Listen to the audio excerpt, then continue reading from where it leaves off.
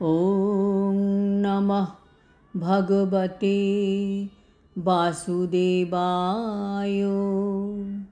শ্রীমদ্ ভগবদ গীতা অষ্টম অধ্যায় অক্ষর ব্রহ্মযোগ।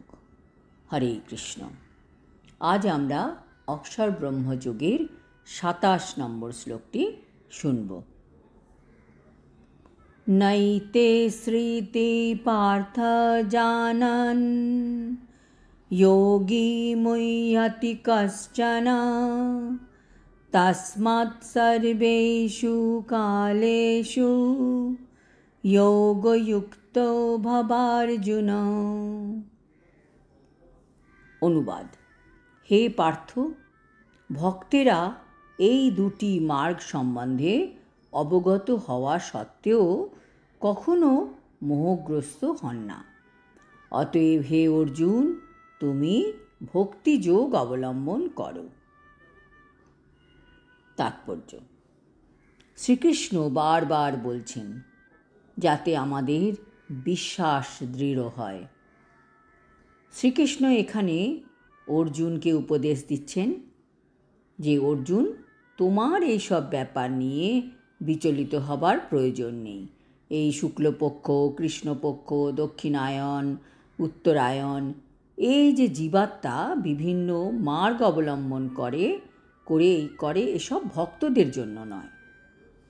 ভগবত ভক্ত যারা, তাদের কিভাবে প্রয়াণ হলো, স্বেচ্ছায় না দৈবক্রমে, এই সব নিয়েও দুশ্চিন্তা করার কোনোই দরকার নেই। যখন হরি সঙ্গে আছেন তখন ওরি কিসের জন্য? ভক্তের একমাত্র কর্তব্য হচ্ছে সুদৃঢ় বিশ্বাসের সঙ্গে কৃষ্ণ ভাবনাময় ভাবিত হয়ে হরে কৃষ্ণ মহামন্ত্র কীর্তন করা। একজন ভক্তের জানা উচিত যে এই দুটি মার্গই ক্লেশকর।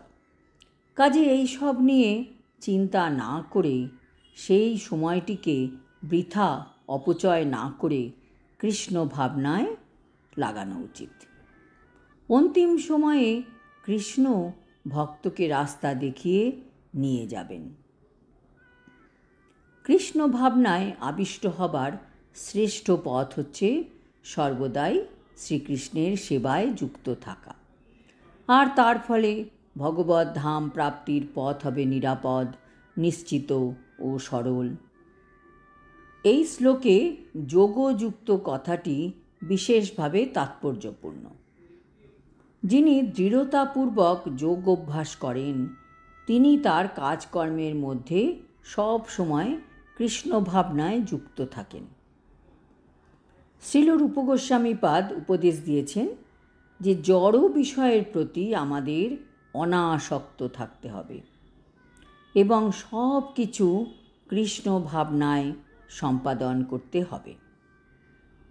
এইভাবে যুক্ত বৈরাগ্য পন্থার দ্বারা অতি সহজে পরম সিদ্ধি লাভ করা যায়। তাই যিনি ভক্তিপথে এসেছেন, তার দিনের ২৪ ঘণ্টা কৃষ্ণ ভাবনাময় হয়ে থাকতে হবে। হরে কৃষ্ণ মহামন্ত্র সব সময় মনে মনে জপ করে যেতে হবে।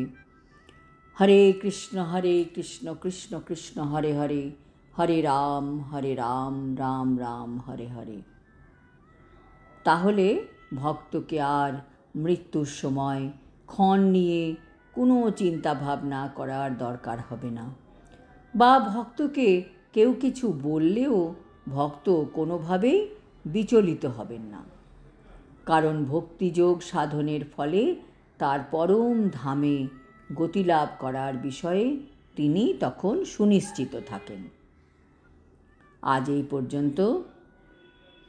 আগামী শ্লোক ২৮ নম্বর শ্লোকটি এই অধ্যায়ের সর্বশেষ শ্লোক।